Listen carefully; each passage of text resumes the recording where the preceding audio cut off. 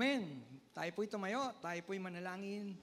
Hallelujah. Dakilang Diyos, aming kang pinupuri, aming kang sinasamba, tinataas, Panginoon, at dinadakila, Panginoon. Ama, salamat po, Panginoon, dahil tanggap mo ang aming mga papuri, ang aming mga pagsamba, Panginoon. Napakabuti mo, Panginoon. Salamat sa kalayaan na kami nakalalapit, Panginoon, sa iyong harapan. Salamat, Panginoon, dama namin ang banal mong Espiritu, Panginoon. Kapag kami nananalangin, sumasamba sa iyo, O Diyos. Dama namin, Panginoon, ang banal mong Espiritu. Salamat po, Panginoon. At ngayon, makikinig kami ng mensahe mo, Panginoon. Dalangin ko, Panginoon, ang banal mong Espiritu, Panginoon, ang siyang patuloy na kumilos, Panginoon. At dalangin ko, Panginoon, gamitin mo po ang iyong lingkod, Panginoon, bilang daluyan ng salita mo, Panginoon. Sa iyo po ang papuri, sa iyo ang pagsamba, sa pangalan mo, Jesus, na aming Panginoon. Amen. Minsan pa po, palakpakan natin ang ating Panginoon. Amen. Pwede na po tayong makaupo, mga kapatid. Ito po yung part 2, nung nakaraan natin. Diyos ng pag-ibig at pagpapatawad. Sabi ko kung tinapos ko po ito, matagal po yun. Kaya po, mayroon kayong Bible, makibukas po kayo uli sa akin sa Awit, chapter 25, verse 1 hanggang 22. Meron po ba kayong mga Bible, mga kapatid? Walang kumikibo. Amen. Sa iyo, O Yahweh, ako'y tumatawag. Ako'y may tiwala iyong ililigtas. Tubusin mo ako sa kahihiyan upang di magtawa ang aking kaaway.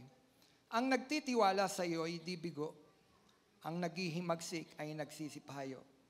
Ang kalooban mo'y ituro, O Diyos. Ituro mo sana sa aba mong lingkod. Ayon sa matuwid, ako ay turuan. Ituro mo, Yahweh, ang katotohanan, tagapagligtas na inaasahan, sa buong maghapoy pinagtitiwalaan. Yahweh, gunitain pag-ibig mong wagas, at ang kabutihan noon pa'y nahayag. Patawarin ako sa pagkakasala, sa kamalian ko nang ako'y bata pa, pagkat pag-ibig mo'y hindi magmamaliw. Ako sana, Yahweh, ay alalahanin. Mabuti si Yahweh at makatarungan sa mga saleri, guro at patnubay. Sa mababang loob siya yaong gabay at nagtuturo ng kanyang kalooban. Tapat ang pag-ibig niya, tapat ang pag-ibig. Siya nang umaakay sa tumatalima sa utos at tipan. Ang iyong pangako, O Yahweh, ay tupdin. Sa mga sala ko'y iyong patawarin. Ang tumatalima sa Panginoon Diyos, ang landas ng buhay kanyang matatalos. Uunlad ang buhay at ang kanyang mga supling. Mamumuhay itong ligtas sa lupain. Sa tumatalima, siya'y kaibigan at tagapagturo ng banal na tipan. Si Yahweh ang tangi kong inaasahan, laging magliligtas sa panganiban. Dingapin mo ako, ako'y kahabagan, pagkat ulila na at nanlulupaypay. Ako ay ibsan mo ng pasanin, ang gulo kong diway iyong payapain. Ang paghihirap ko at pasanin sa buhay na ito ay iyong gunitain. Sa lahat kong sala, ako'y patawarin. Masdan mo ang lahat ng aking kaaway. Labis nila akong kinamumuhian. Ipagsanggalang mo't iligtas ang buhay. Huwag kang sasang-ayon, ako'y malupigan, pagkat nasa iyo, yaring kaligtasan. Nawa ang buhay kong mabuti, tapat, sa aking salari magsilbing kalasag. Sa aking tiwala, ang aking tiwala sa iyo'y walang kupas. Ang mga pasanin ng iyong lingkod, sila ay ibsan mo, Panginoon Diyos. Amen. Pinagpala po ng Panginoon ang pagbasa ng kanyang mga salita. Sabi ko nga, ito po yung part 2. Tuloy po natin. Sabi ko noong isang linggo, ito ay isang makapangyarihang panalangin ni Haring David. Na makapangyarihang panalangin na nagtuturo sa atin kung paano tayo magtitiwala sa Diyos at hihingi ng gabay at proteksyon sa isang Diyos na puno ng pag-ibig at pagpapatawad. Mga kapatid, nasa isip niyo pa po ba yung mensahe natin nung nakaraan? Nasa isip niyo pa po ba? Basta na-bless ako, pastor. Ang sabi, nung nakaraan, ito ay puno ng pagtitiwala sa Diyos at paghingi ng gabay, no? Proteksyon sa isang Diyos na puno daw siya ng pag-ibig at pagpapatawad sa tao. Ngayon, tuloy po natin ang mensahe. Ano ang nakapaloob sa aral? Dun sa Awit, chapter 25. Bukod sa pagtitiwala sa Diyos at sa gabay ng Diyos, ito ay naglalaman ng kagandahang loob ng Diyos. Dun sa mga nagsusulat, ilagay po ninyo, ito ay naglalaman ng kagandahang loob ng Diyos. Ano po? Ang sabi, sa verse 6, Yahweh, gunitain pag-ibig mong wagas at ang kabutihan noon pa'y nahayag. Patawarin ako sa pagkakasala, sa kamalian ko nang ako'y bata pa, pagkat pag-ibig mo'y hindi nagmamaliw, ako sana Yahweh ay alalahanin. Kapatid, sabi ko nga, ito ay paggunita saan? Sa agandahang loob ng Diyos. Ano po? Ito ay nagpapakita ng paggunita o pag-alala ni Haring David. Saan? Sa pag-ibig ng Diyos sa kanyang buhay. Ginugunita niya. No? Inaalala niya. Alin? Yung kagandahang loob ng Diyos sa buhay niya. No? Pinakikita doon sa kanyang mga sinasabi na ang Diyos na ito, lagi niyang laman ng kanyang kaisipan yung kabutihan ng ating Panginoon. No? Kabutihan ng Panginoon, kagandahang loob ng Panginoon. Ano ba ibig sabihin ng kagandahang loob? Ano yung kagandahang loob? Sa kabila ng hindi tayo karapat-dapat doon, binibigay ng Panginoon. Ano yun? Yung kapatawaran. Diba? Yung kapatawaran ng ating mga pagkakasala, kapatawaran ng pagkakasala ni Haring David. Alam naman po natin na siya isang taong mahina at nagkasala. Pero nandoon yung gawad ng pagpapatawad ng ating Panginoon. Bakit? Punong-puno kasi ng kagandahang loob ang ating Panginoon. Puno siya ng pagpapatawad sa taong humihingi ng tawad. Ginugunita yun, ni Haring David. Nang siya magkasala, ginugunita niya. Hindi ako karapat, marahil ganito nasa isip niya, hindi ako karapat dapat sa mga pagpapalang aking natatamo. Naging ari pa ako, Panginoon. Samantalang ako isang taong makasalanan, mahina. Hindi po ba? Ginugunita niya. Alin, yung kagandahang loob ng Diyos. Mga kapatid, sabi ko nga, ito ay nagpapakita ng paggunita at pag-alaala ni Haring David. Saan? Sa pag-ibig ng Diyos. Verse 6, Yahweh, gunitain pag-ibig mong wagas at ang kabutihan mong noong pa'y nahayag. Ano sabi? Ano yung gugunitain?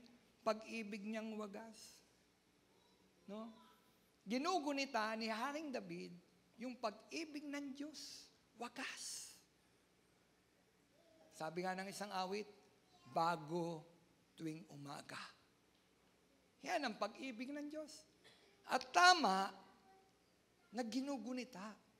Kapatid, dapat ginugunita. Alin? Dapat inaalala. Alin? Yung pag-ibig ng Diyos. Yung kagandahan ng loob sa iyo ng Diyos. Kapatid, nasubok mo na bang ginunita yung kagandahang loob ng Diyos sa iyo?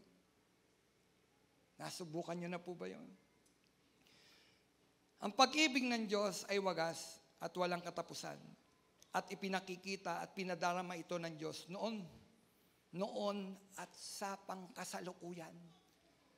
Kung noon, pinadama ng Diyos yung kanyang kagandahang loob, hanggang ngayon, nananatili maganda ang kalooban ng ating Panginoon Diyos. Nasabi ko nga, dapat ginugunita. Ginugunita ng mga mananampalataya yung kagandahang loob ng ating Panginoon. Si Haring David, laman ng kanyang isip, alin? Yung kagandahang loob ng Panginoon. Yung kagandahang loob ng Diyos. Yung pag-ibig ng Diyos na hindi nagmamaliw. Lagi niyang ginugunita. Ano yun? Napaka-importante, yung pag-alaala. Alam mo, di po ba? Naalala? Inaalala mo lagi. Yung ginawa ng Diyos sa iyo, si Haring David, ganun yung ginagawa. Marahil. Iniisip niya lagi yung ginawang mabuti ng Diyos sa kanya. Marahil, Kasi sinasabi dun iligtas mo ko sa aking mga kaaway. Habang marahil napakaraming nagagalit kay Haring David, maraming gustong pumatay sa kanya. Dahil sabi ko nga noon, ang gulo-gulo ng buhay ni Haring David. Hindi payapa. Magulo, laging may digmaan. Maraming gustong magtangka sa kanyang buhay, maging kanyang anak. Sabi ko nga po, rebelde sa kanya. Ang gulo-gulo ng buhay. No? Pero tignan ninyo, hindi lang yung kaguluhan ng buhay niya o yung mga panganib na nagaganap sa kanya at yung mga kaaway niya ang kanyang iniisip. Kung naiisip niya yon, naiisip niyang higit ang Diyos. Ang Diyos. Marahil niisip niya ang buti-buti ng kalooban ng Panginoon. Hindi ako pababayaan ng Panginoon. Kapatid, paggunita, pag-ala-ala, saan? Sa mga problema natin sa buhay? Sa mga suliraning dumarating? Hindi. Paggunita saan? Sa magagandang ginawa ng Diyos sa ating mga buhay. Si Haring David, laging laman ng kanyang isip, yung mga bagay na ginawa ng Diyos sa kanyang buhay. Puno ng pagpapasalamat. Pansinin nyo, yung panalangin niya, wala kang makikita na reklamo. Nakita nyo po ba? Pinasa nyo po ba? Wala kang makikita na reklamo. Panginoon, naglilingkod naman ako sa iyo. Bakit may mga kaaway ako? Bakit ganito yung anak ko? Wala kang makikitang ganun. Paggunita, inaalala niya lagi ang magandang ginawa ng Panginoon sa buhay niya. Kapatid, ang hirap namang gunitain yung magagandang bagay na mayroong mga suliraning nagaganap. Pero si Haring David, sabi ko nga po, hindi payapa ang kanyang buhay ng panahon na yon. Pero laman ng kanyang isip, alin? Yung kagandang loob ng Diyos sa kanyang buhay. Kapatid, binilang mo na ba kung anong magagandang bagay na ginawa ng Diyos sa buhay mo? Alam niyo, pag ginagawa natin yon, naiiwasan yung reklamo. Nakukuha niyo po. Nabiiwasan, nababawasan yung reklamo. Bakit? Kasi laman ng isip mo yung alin? Kabutihan ng Diyos. Kagandaang loob ng Diyos. Hindi ako pinabayaan ng Panginoon. Sa kabila ng maraming mga kaaway, hindi niya ako pinabayaan. Sa kabila ng ako'y nagkasala, pinatawad ako ng Panginoon. Paggunita, ginugunita. Kapatid, si David, laman ng isip niya, ang paggunita sa kagandaan loob ng Diyos, ang pag-ibig ng Diyos na hindi kumukupas. Tayo mga kapatid, ginugunita mo ba ang pag-ibig ng Diyos sa iyo? Inaalala mo pa ba ang pag-ibig ng Diyos sa iyo? O ang nakikita natin, yung mga bagay na na pagkukulang natin. Wala ako neto, buti pa sila. Di po ba? Buti na lang siya, matalino siya, ako hindi matalino. Buti pa siya may kotse, kami walang kotse. Puro buti pa siya. Ano ibig ko sabihin? Pag hindi mo nakikita at inaalala yung ginawa ng Diyos sa buhay mo bawat araw, reklamo ang lalabas sa bibig ng bawat isa sa atin. At ayaw ng Diyos ng isang taong mareklamo. Amen? Gusto nyo ba nariringgan kayo na lagi ng reklamo? Pero ninyo, ang ganda-ganda na ng loob ng Diyos. Tapos rereklamuhan pa siya. Pinakain ka na. Nagrereklamo ka pa. Ba't ito lang, Panginoon? Bakit fried chicken lang, Panginoon? Ba't KFC lang? Rereklamo ka pa. Kapatid, gunitain mo. Isipin mo. Rewind. Rewind mo. Ano ang ginawa ng Diyos na maganda sa buhay mo? Anong mga pagpapala ang ginawa ng Diyos sa buhay natin? Anong mga milagro ang ginawa ng Diyos sa buhay mo? Nung panahong nangailangan ka, ano ang ginawa niya? Kapatid, gunitain mo. Alalahanin mo. Para makita mo, hindi ang mga suliran, hindi ang mga problema, kundi mayroong isang Diyos na punong-puno ng kagandahang loob. Paggunita, pag-alaala sa isang Diyos na mabuti, hindi nagkukulang. Pag-ibig ay laging sariwa, bawat araw. Bago ng bago. Bago ng bago. Kapatid, paggunita. Kasama sa paggunita ni David, yung kagandahan loob ng Diyos, ay ang pagpapatawad ng Diyos sa kanyang mga pagkakasala. Kasama ito sa kanyang panalangin. Sinabi niya, patawarin ako sa pagkakasala, sa kamalian ko, nung ako'y bata pa. Ginugunita niya. Alin? Yung kanyang mga pagkakasalang nagawa. Kita ninyo? Inaalala niya, parang ganito, hindi ako karapat-dapat sa iyo, Panginoon eh. Eto ako, dumi-dumi ko noon. Mamamatay ako. Kinuha ko yung asawa ng iba. Di ba yan si David? Marami kong napatay. Pero ano yung paggunita niya? Ginugunita niya ang pagpapatawad ng Diyos sa buhay niya. Sa kabila ng karumihan niya, ginugunita niya, mayroong isang Diyos na mapagpatawad. Naglilinis. Umaayos ng buhay. Kanina yung pinapractice ng mga kababaihan. Ilang araw po akong pinaiyak niyan sa aking debosyon. Sa pagmamahal ng Diyos, sino ang makahihigit? Mayroon ka bang nababatid? Ilang araw? Madaling araw, ginigising ako ng Panginoon. Panginoon, ang aga, 3:00 pa lang. Tumayo ka, Romel. May sasabihin ako sa'yo. Tumayo ka. Lord, dito na lang sa higaan. Sabi ko talaga, dito na lang sa higaan, sabihin mo. Gusto ko pang matulog. Tumayo ka, Romel. Tumayo ka. At pinakita ng Panginoon yung kagandahang loob ng Diyos. Sabi ko nga po, pinaiyak ako nung kantang yan. Tapos narinig ko kanina. Sabi ko kay Ate Jane, pinaiyak ako niyan. Hanggang kahapon, pinatutugtog ko siya. Hanggang kaninang umaga, pinatutugtog ko siya. Bakit? Nagugunita ako.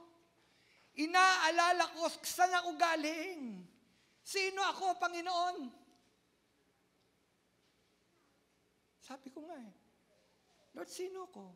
Ang ganda ng kantang yon. Ang ganda ng kantang yon. Pinakita doon yung pagmamahal ng Diyos. At siya, yung kumanta. Ano siya noon? Ganon din tayo. Ano tayo noon?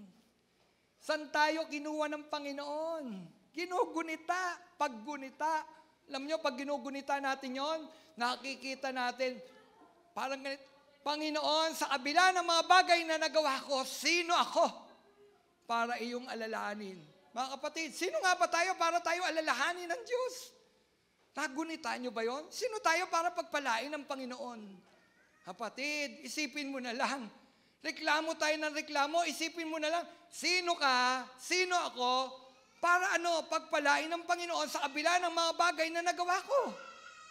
Kapatid, naisip nyo po ba yun? Sino tayo? Minsan humihingi tayo sa Panginoon, hinihingi natin yung parang karapatan ko to, hindi mo karapatan, wala tayong karapatan. Wala tayong karapatan. Bakit? Makasalanan tayo. Ang ganda-ganda lang ng loob ng Diyos, kaya tayo pinagpapala ng Panginoon. Ang ganda-ganda ng loob niya. Ang bait-bait niya. Ang buti-buti niya. Kapatid, naisip mo na ba kung gaano kabuti ang Diyos sa iyo? Alam nyo kung gaano, pagka naiisip natin kung gaano kabuti ang Diyos sa atin, kapatid, kapag araw ng linggo, araw ng pananambaan, excited ka doon. Nananabik ka makasama ang Panginoon sa pananambaan, sasambahin ko siya. Kasama ng aking mga kapatiran, nananabik ka. Kaya questionable kapag wala kang pananabik. Ang nagmamahal, nananabik. Ulitin ko, ang nagmamahal, nananabik. Nasasabik maglingkod, nasasabik sa kanyang mga salita, nasasabik sa presensya. At mangyayari lang yon sa pamagitan ng paggunita. Ginugunita mo. Sino ka? Ano ka? Sino ako, Panginoon, para iyong alalahanin? Sabi ng salita, sino ang tao para iyong alalahanin? Oo nga. Sino tayo? Sino tayo? Ano tayo? Para yung nag-iisang anak, bumaba. Akira nyo?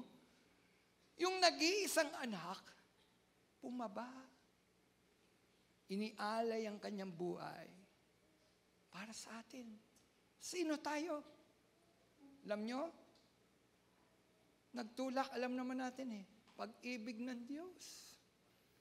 Pag-ibig ng Diyos sa iyo, pag-ibig ng Diyos sa akin. Nugunita mo ba ang pag-ibig ng Diyos? Kapatid, gunitain mo. Alalahanin mo yung pag-ibig ng Diyos. Makikita nyo, pupunuin ang bawat bibig natin ng pagpupuri at pagpapasalamat sa Diyos. Kaya minsan ang tao, ang bigat-bigat magpuri sa Panginoon. Pero kapag ikaw, lagi mong naalala yung pag-ibig niya, ang sarap magpuri sa Diyos. Hindi mahirap magpurit sumamba sa Panginoon. Hindi pabigat ang maglingkod sa Panginoon. Bagamat may hirap, sa palagay ninyo, madali ang maglingkod sa Diyos. Mahirap. Lagi nga nakalagay sa Biblia, doon sa mga, kay Timoteo, kay Tito, magtiisan ninyo ang mga hirap na inyong pinagdadaanan. Wow!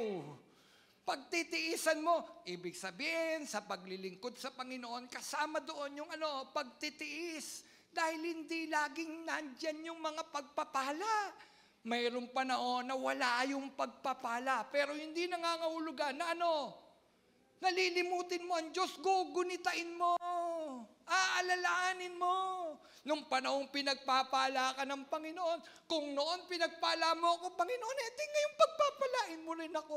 Kung noon dinidinig mo ang aking mga dalangin, ngayon didinig mo rin ang aking panalangin. Paggunita at pagsasabi sa sarili, mayroon kang isang Diyos na maganda ang kalooban. Huwag mong punuin ng reklamo ang puso mo. Punuin mo ng papuri, ng pasasalamat, ang labi mo at ang puso mo.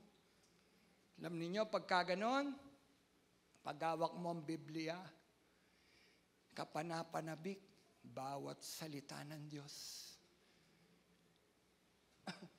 Bakit hindi na nagiging kapanapanabik ang pagbabasa ng salita? Bakit tila wala ng laman?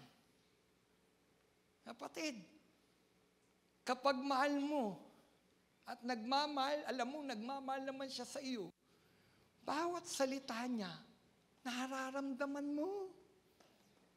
Dama mo. Kapatid, dama mo pa ba? O hindi na? Kung hindi na, gunitain mo. Sino ako noon, Panginoon? Ano ako noon? Kapatid, saan nga ba tayo pinulot ng Panginoon? Ano ka noon?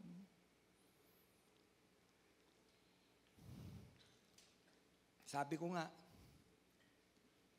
kapatawaran at pagkakasala sa kamalian ng siya'y bata pa. Ginugunita niya. Alam niyo mga kapatid, dumating na ba sa inyo na naalala ninyo yung nagawa niyong pagkakasala? Merong pagkakasala tayo nagawa. Isang kamalian ng ating buhay na yung alam natin, yun! Kapag naalala natin yung pinapagpag natin yung ulo natin.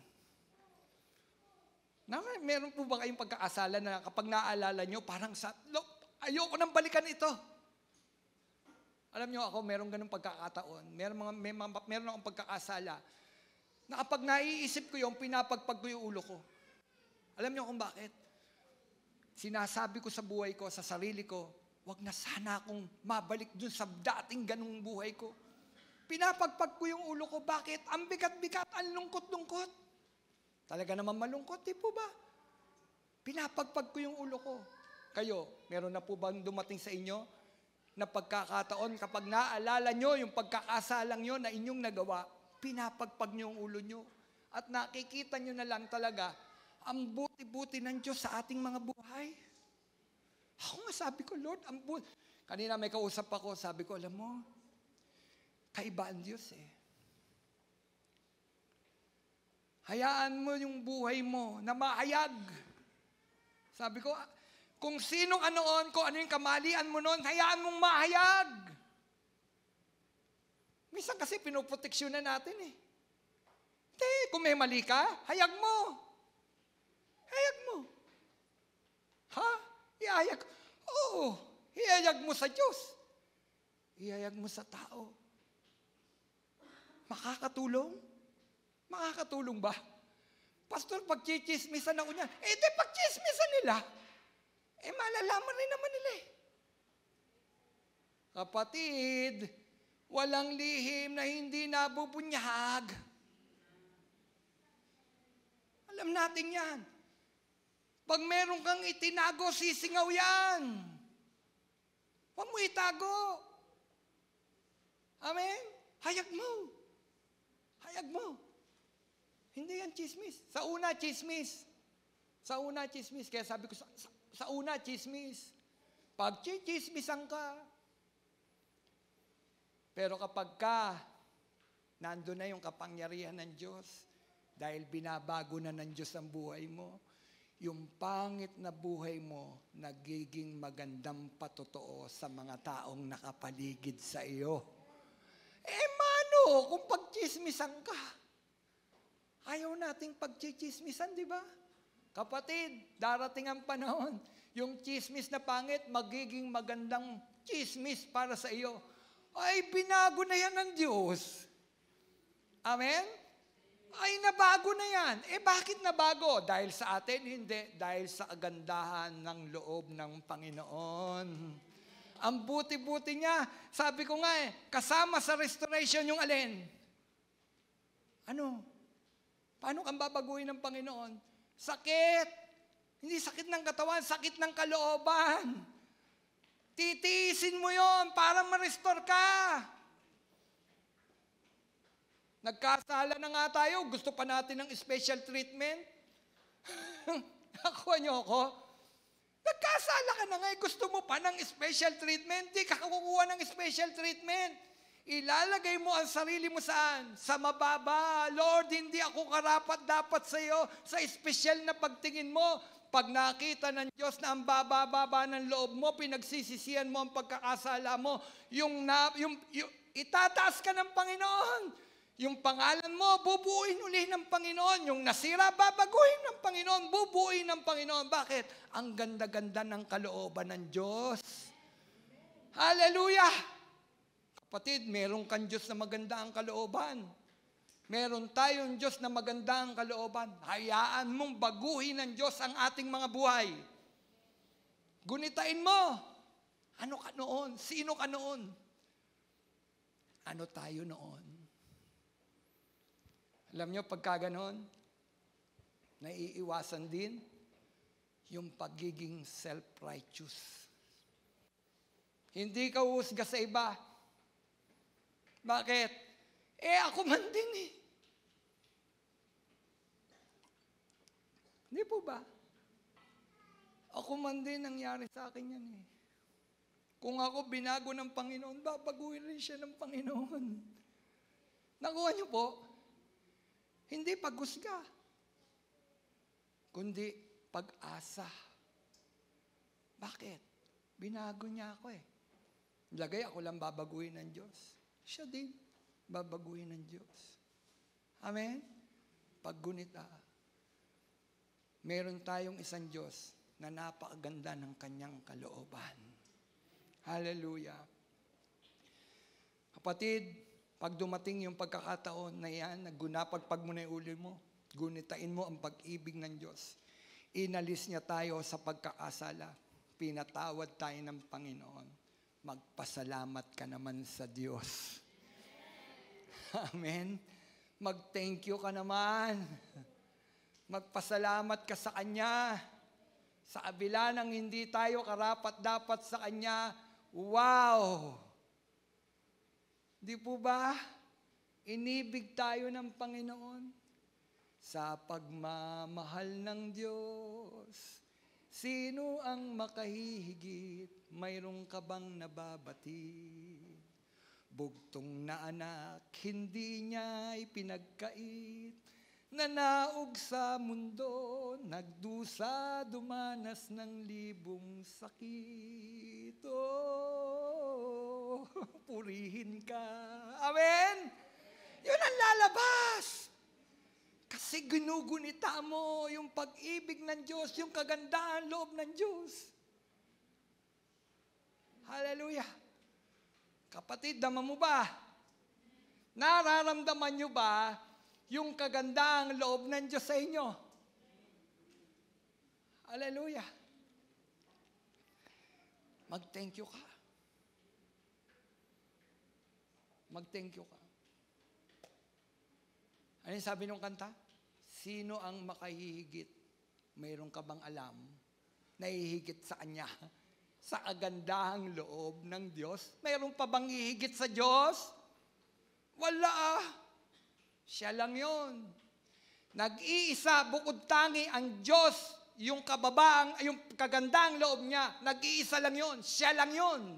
Ang ganda-ganda ng kalooban ng Diyos at Panginoon mo siya. Hallelujah! Thank you, Lord.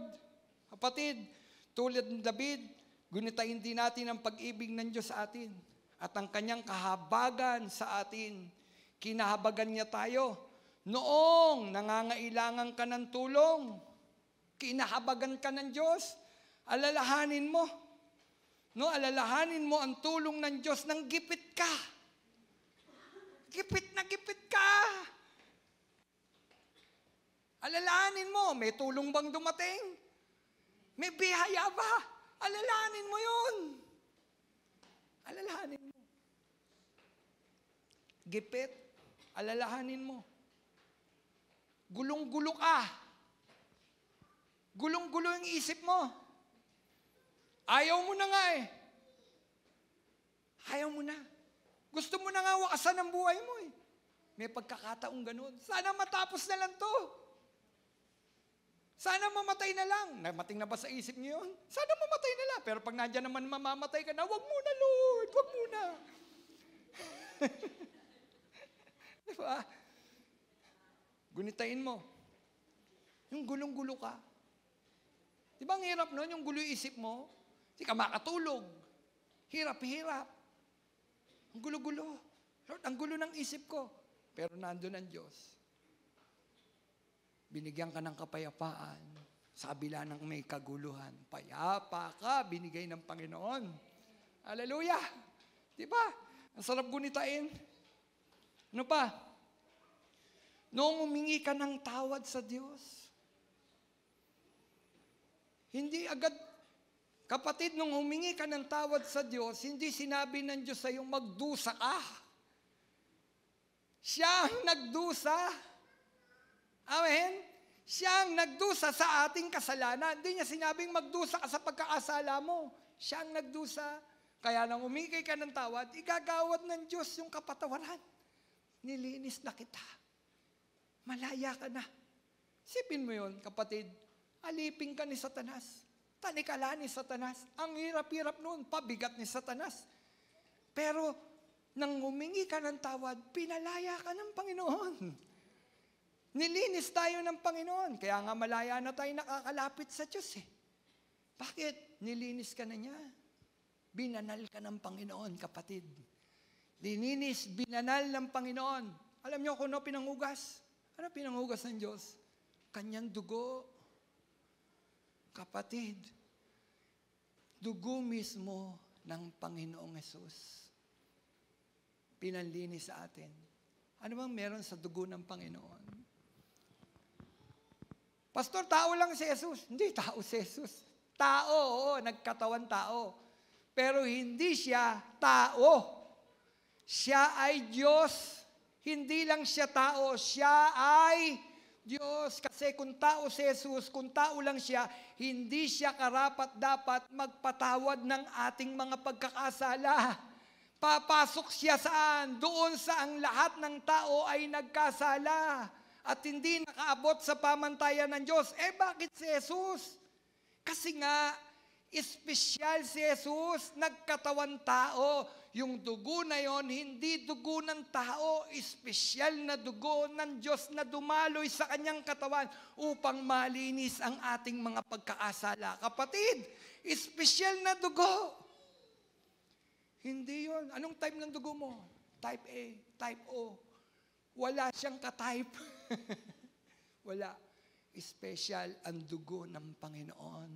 Kayang luminis ng pagkakasala ng tao. Yan ang dugo ng Panginoon. Alalahanin mo yan. Amen? Paano humingi ka ng tawad? Pinatawad ka ng Panginoon.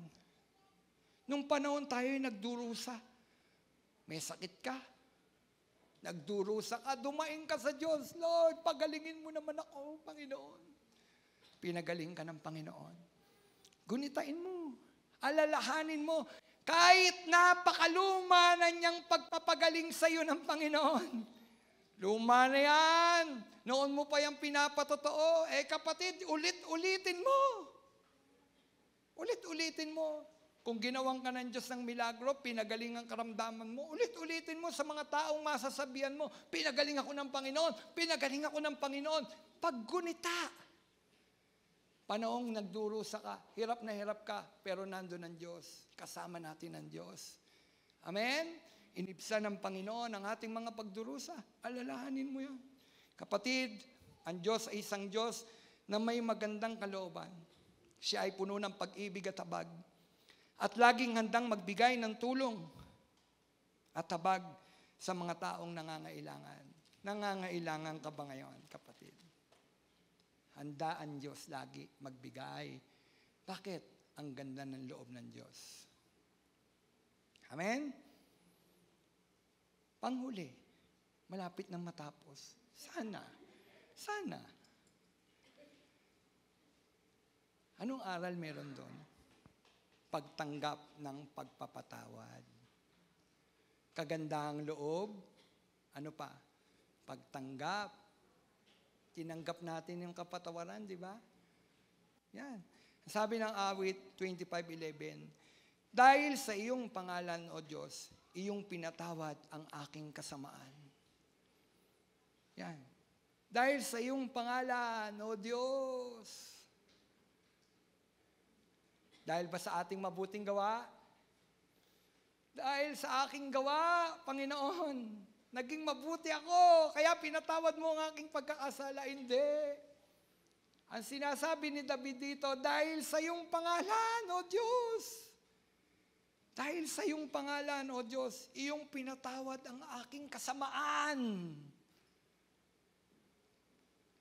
Inalala ni David, sino ang Diyos?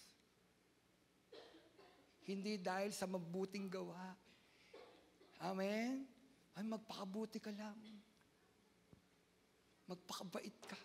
Tama naman magpaabutin, magpakabait. Kasi lalakad ka sa kabanalan. Pero tandaan natin, hindi tayo pinatawad ng Diyos dahil ang buti-buti mo. Pinatawad tayo ng Diyos kasi humingi ka ng tawad sa mga pagkakasala mo. Nakita mo ang dumi-dumi mo. Na-realize mo, hindi ako magiging karapat-dapat sa Diyos. Kailangan kita, kailangan ko ng kaligtasan, Panginoon. At ang Panginoon, kapag nakita na mayroong kang tunay na pusong nagsisisik, kapatid, patatawarin ka ng Diyos. Patatawarin ka ng Diyos. Si David, ginamit niya yung propeta para sumbatan si David. Para sumbatan ba at iwan sa ere? Hindi, para ituwid. Para ituwid. Kasama kasi sa pag-ibig ng Diyos, At yung pagpapatawad ng Diyos, yung sabihin muna sa iyo ng Diyos kung ano yung ginawa mo. Kapatid, ano hihingi mo ng tawad kung hindi mo alam kung ano yung ginawa mo? Amen? Minsan nga alam mo yung ginawa mo pero nagmamaang-maangang ka pa eh. Hindi ako, hindi ko yung ginawa. Igigit ko yung aking karapatan na huwag magsalita. At lahat ng aking sasabihin magagamit sa hukuman. Nagkasala ka na nga eh. Nagkasala na nga. Hukuman ng Diyos, hindi tayo makaliligtas, kapatid. Ano gagawin? Kasama, ginawa ng Panginoon, sabihin mo kay David. Sabihin mo sa kanya kung sino siya, anong ginawa niya. Haring David, mayroon kang nasasakupan. Nag-iisa lang yung tupa niya. At yung kapitbahay, ang dami-daming tupa. Ngayon, nagkaroon ng handaan yung kapitbahay mo na maraming tupa. Ang ginawa niya, hindi kumuha sa kanyang mga tupa para ihain sa kanyang mga bisita. Ang kinuha yung nag-iisa na tupa ng kapitbahay mo. Kasama niya yung kumain, Haring David. Kasama niya yung matulog, Haring David. Tapos kinuha. Yun yung kinuha tinihanda. Naggalit si David. Dapat siyang mamatay. Ando na yung pagtutuwid ng Panginoon. Ikaw yun. Ano sabi ni David? Dapat siyang mamatay. Kita niyo, alam ni David yung bigat ng pagkaasala. Dapat siyang mamatay. Sabi niya, ikaw, kinuha mo yung asawa ni Urias. Ikaw, pinapatay mo pa si Urias. Ikaw, nang sabihin yon ng propeta, hindi nagmaang-maangan si David. Hindi. Pinunit niya ang kanyang damit. Naglagay ng abo. Tanda ng ng pagpapaababa, paghingi ng tawad. Abo. Naupo. Kapatid, kasama sa pagtutuwid ng Diyos at pagpapatawad, yung ipaalam ng Diyos sa atin ano yung ginawa mo at yung bigat ng ginawa mo. Nakukuha niyo po? Kung ano yung ginawa natin at kung ano yung bigat ng ginawa natin. At ngayon, dahil humihingi ka ng tawad, yan yung bigat. Ito, pinaalam sa iyo ng Diyos. Ipaalam rin naman sa iyo ng Diyos, andito ako. Dahil humihingi ka ng tawad, patatawarin kita. Di ba? Hello? Pinatawad ka?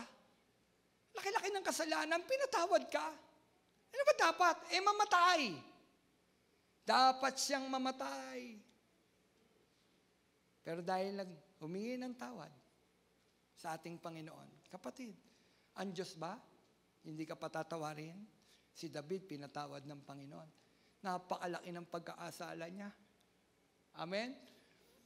Adulterer, murderer, liar, sinungaling. Di po ba? Ano ba sabi ng Bible? Liars go to hell. Yung murderer, saan pupunta? Sa hell. Yung adulterer, sa hell. O tita, sa hell.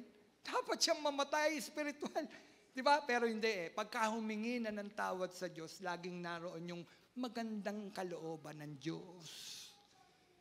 Kapatid, nang ma-realize ni Haring David yung kanyang nagawa, nandun agad ang Diyos. Paghingi niya ng tawad, ginawad ng Panginoon ang pagpapatawad. Kaya ginugunita, yung pagtanggap niya ng kapatawaran sa kabila ng hindi ako karapat-dapat sa iyo, O Diyos. Hindi ako karapat-dapat. Pero Panginoon, pinatawad mo ako. Kapatid, hindi tayo karapat-dapat, pero pinatawad tayo ng Panginoon. Natanggap mo na ba ang kapatawaran ng Panginoon? Kapatid, natanggap mo na ba? Di po ba? Pinatawad tayo ng Panginoon. Ipinakikita nito na ang Diyos ay handang magpatawad sa atin kung tayo ay may pagsisisi at humihingi ng tawad. Huwag kang umasa ng pagpapatawad kung hindi ka hihingi ng pagsisisi. Hindi ka magsisisi, hindi ka hihingi ng tawad. Huwag kang umasa ng tatanggap ka ng kapatawaran. Ay, mabuti naman ang kalooban niya. Ayaw mo humingi ng tawad. Ayaw mo magbalik loob sa Diyos. Kapatid, kailangan ng pagbabalik loob. Ma-realize mo, marumi ako eh. Kailangan ko ang Diyos. Kapatid, yan yun dapat. Humingi ng tawad at ang Diyos naman, handa laging igawad ang kapatawaran. Isang kaibigan ang nagsabi sa akin, patatawarin pa ba ako ng Diyos? Lagi ko siyang sinesyaran. Bukas naman siya sa akin lagi. Are, kasalan na naman ako. Tatawa ako. Magkaibigan kami. Sabi ko, ikan tawad kay Lord. Patatawarin pa ba niya ako? Di kaya siya nakukulitan, pare? Di kaya siya nakukulitan? Kasi hingi ako ng tawad, tapos pag nagkano, gagawin ko na naman. Sabi niya, di kaya nakukulitan ng Diyos sa akin. Alam mo sagot ko? Alam mo, kahit minsan, hindi nakulitan ng Diyos sa iyo. Kapatid, kahit minsan, hindi nakulitan ng Diyos sa atin. Hindi. Basta nakita niya, merong parang ganito yun, marupok tayo eh. Siya marupok. Nagkaasala. Pero nandun yung kagustuhan niya ng pagbabago. Gusto ko mabago eh. Ang dami niyang tanong patungkol sa Diyos. At ang Diyos naman ang nagpapakilala sa kanya. Kapatid, kapag ka ganun, ang Diyos ang magagawad ng kapatawaran. Sabi ko, hindi magsasawa ang Diyos sa iyo. Habang buhay tayo, kapatid, mga kapatid, habang humihinga ka, humihinga pa ba kayo? Buhay po ba kayo? Habang humihinga ka, kapatid, hindi magsasawa ang Diyos sa iyo. Andyan lagi ang Diyos. Kung nagkakasala man, nandyan lagi ang Diyos. Laging nandyan ang Panginoon. Ang sabi nga ng 1 John 1:9, kung ipahayag natin ng ating mga kasalanan, ay tapat at banal niya tayong patatawarin sa ating mga kasalanan. Tayo'y lilinisin sa lahat ng kalikuan. Kapatid, yan ang Diyos. Pinahayag na. Kung ipahayag natin ng ating mga kasalanan. Kailangan ba ng paghahayag? Naintindihan naman niya ako eh. Alam naman ni Lord yun eh. All-knowing siya eh. Kung ipahayag mo ang iyong kasalanan, pahayag, sasabihin mo, Lord, nagkasala ako, eto. Kung ipahayag natin ang ating mga kasalanan ay tapat at banal. Banal tayong patatawarin sa ating mga kasalanan at tayo ay lilinisin sa lahat ng ating mga kalikuan. Amen. Yan ang Diyos, mga kapatid. Puspos ng pag-ibig, puspos ng kapatawaran sa taong nagsisisi. No? Sa taong nagsisisi, sa taong nakagawa ng pagkakasala. Ang Diyos ay tapat at banal. Siya ay magpapatawad at maglilinis ng ating mga kasalanan. Sino dito ang nagkasala sa Panginoon? Pinatawad na ng Diyos. Hallelujah. Praise the Lord. Kung sa tingin mo, pinatawad ka na at lilinis ka ng Panginoon, paglingkuran mo siya, sambahin mo siya, huwag kang magsasawa sa Kung Diyos hindi nagsawa sa atin, tapos magsasawaan mo ang Diyos? Kapatid, paglingkuran mo ang Diyos. Amen? Paglingkuran mo siya. Huwag kang manlamig sa Diyos. Mahal na mahal tayo ng Diyos. Kahit kailan hindi nanlamig ang pag-ibig niya sa atin. Ikaw, nanlalamig ka na ba kay Lord? Yung dati-rati mo, laman ng puso mo ay ang pangalan niya. Diba? Pinapatotoo mo pa. Ngayon, hindi na. Nanlalamig ka na ba? Ayaw mo na bang dumalo? Ayaw mo na bang dumalo? Ayaw mo na ba ng pagtitipon? Sabi, huwag niyong kaliligtaan ng pagtitipon ng mga banal. Banal po ba tayo, mga kapatid? Binanal ka ba? Huwag mong kaligtaan yung pagtitipon ng mga banal.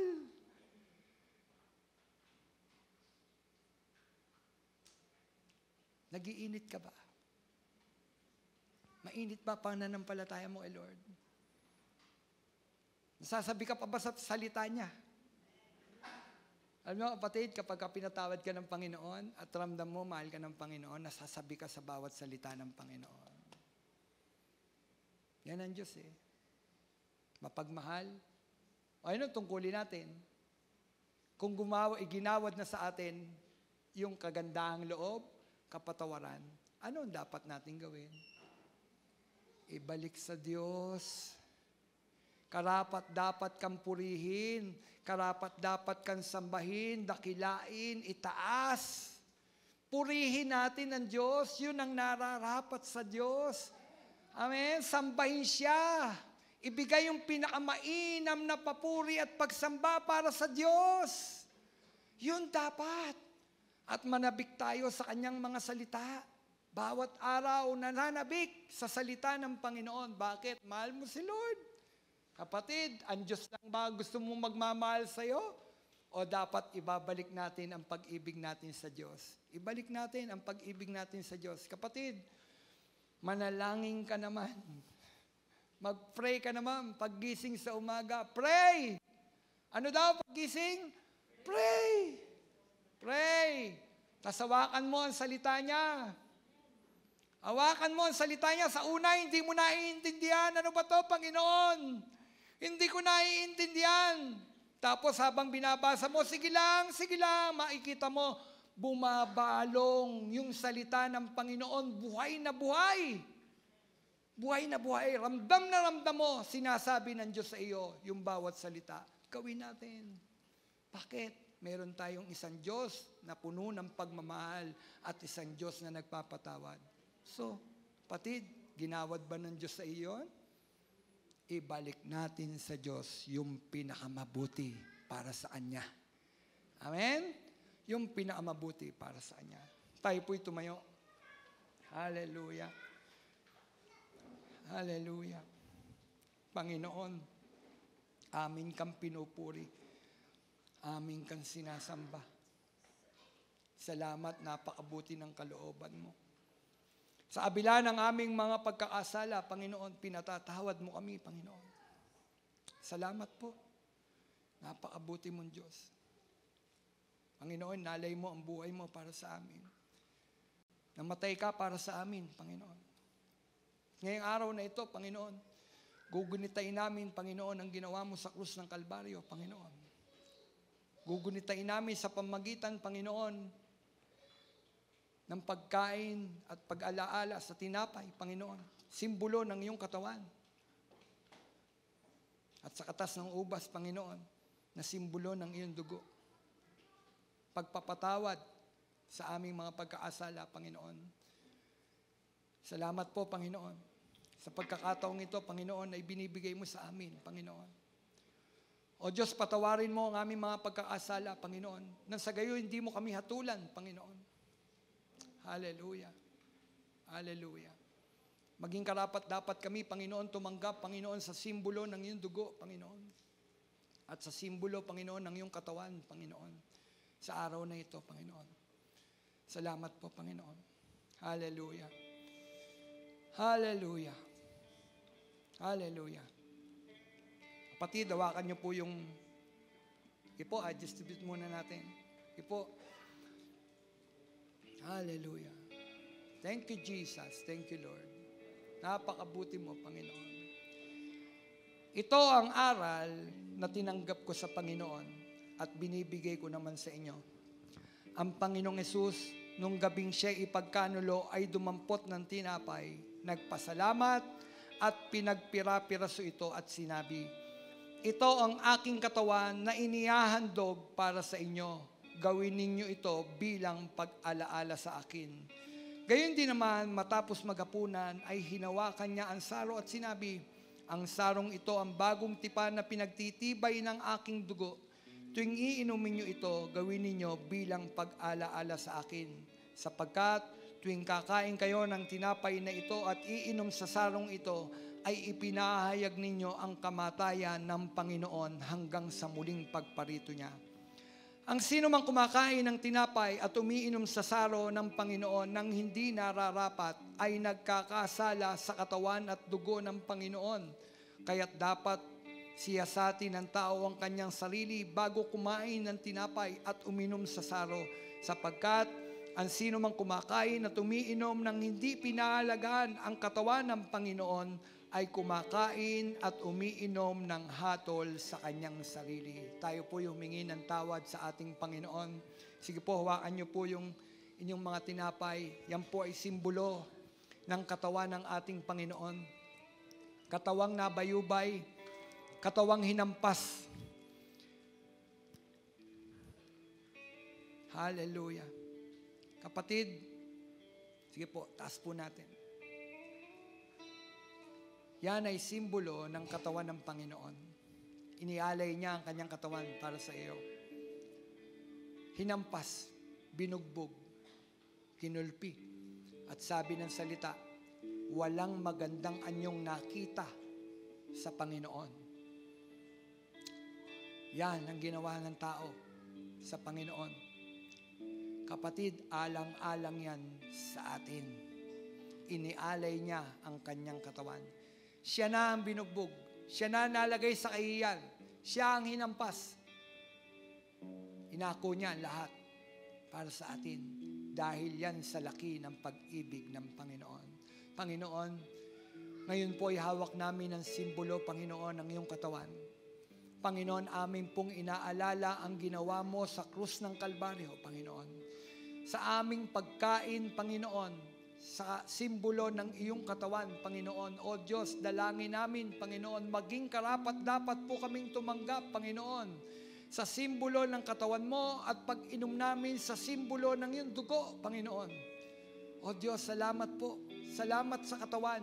Salamat sa simbolo ng iyong dugo, Panginoon, ang dugo mong umago sa krus ng Kalbaryo, Panginoon. Espesyal na dugo, Panginoon. Dugong kayang luminis ng aming mga kasalanan. Ni anyo, ni mantsa ng kasalanan, o Diyos. Wala, Panginoon. Bawat tao, Panginoon, nalilinis ng dugo mo, Panginoon. Bawat taong nagkasala na humingi ng tawad sa iyo, Panginoon, pinawi mo ang pagkakasala. Tinanggal mo ang lahat ng aming kahihiyan. Kinuha mong lahat, Panginoon. Ganyan ka nagmahal sa amin, Panginoon. Salamat po, Panginoon. At ngayon, amin pong ginugunita, Panginoon, ang ginawa mo sa krus, Panginoon. Salamat po, Panginoon. Ikaw na ang namatay para sa amin. Ikaw, O Diyos, ikaw, nang sa gayon, Panginoon, tumanggap kami ng buhay. Salamat, mayroong buhay na walang hanggan, Panginoon. Mayroon na kaming buhay na walang hanggan. Anumang oras kunin mo ang aming buhay, Panginoon, mayroong kaming buhay na walang hanggan sa piling mo, Panginoon. Salamat po, Panginoon. O Diyos, maging karapat dapat kaming tumanggap sa simbolong ito, Panginoon. Salamat po. Ito po ang aming panalangin sa pangalan mo, Jesus. Amen. Sige po, sabay-sabay po nating kanin ang simbolo ng katawan ng Panginoon. Sige po.